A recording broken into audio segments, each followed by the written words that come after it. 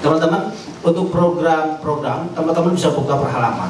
Ya, saya sedikit memaparkan program yang sudah kita jalankan. Yang pertama adalah secara garis besar mungkin teman-teman bisa lihat KKSA. Ya. Nanti mungkin pengurus jalan akan menambahkan penadaan Pak Eka dan Pak Asep. Ya.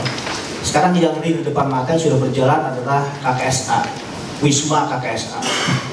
Ya. Wisma KKSA yang 7 kamar sekarang sudah penuh. Ya. Itu per bulannya kita isi dengan nilai 1,3 sampai 1,4. Kenapa ada perbedaan? Karena ada beberapa kamar menggunakan wifi. Jadi kita bebankan 100.000 untuk wifi.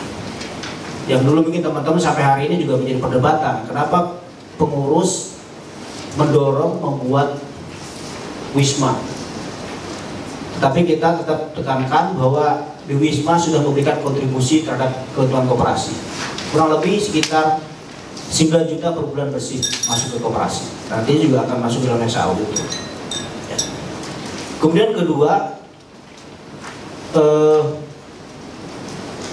catering.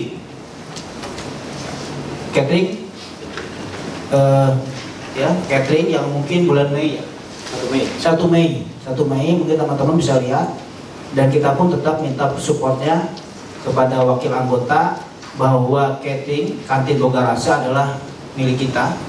Ya, teman-teman mungkin paham ada 3 di perusahaan yang mungkin ada sedikit gesekan lah.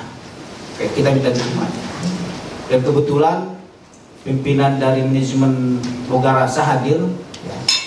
Saya perkenalkan Ibu Rika yang jauh-jauh dari Bandung. Silakan berdiri, Ibu. Nah, ini Ibu Rika selaku supervisor. Tangan, Bu.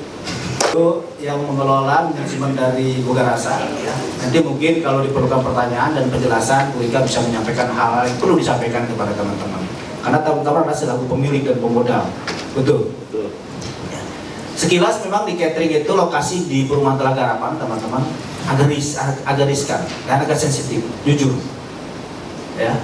Namanya kantin di tengah-tengah perumahan itu repot, bersinggungan dengan masyarakat. Dan saya dengar juga jarang ada kantin ada di tengah-tengah masyarakat. Dan itu jarang.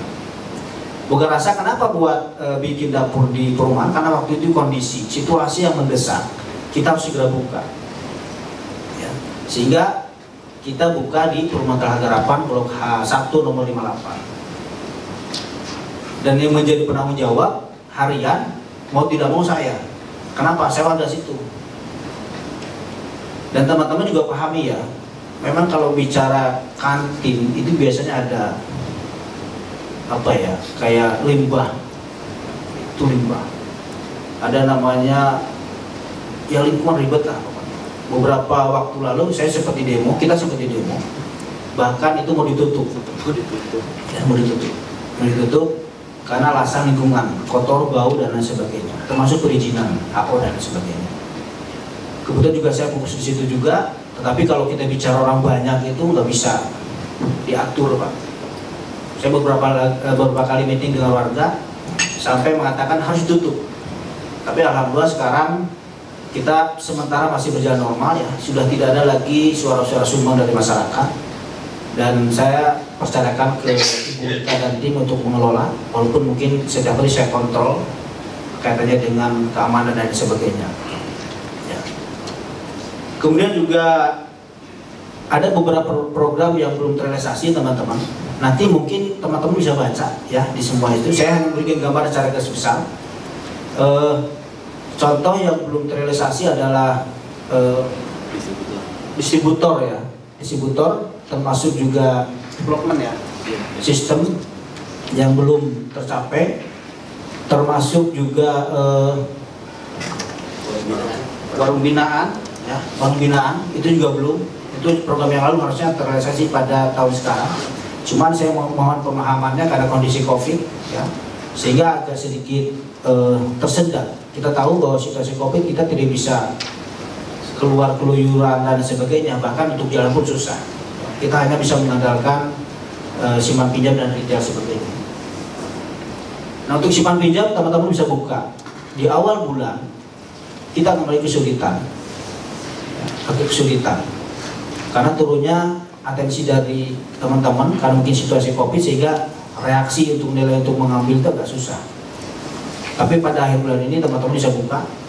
Sampai terakhir kita cairkan kemarin berapa? 2,7 M untuk bulan ini September. Untuk bulan September. Mudah-mudahan ke depan kita ada ada progres yang lebih baik lah.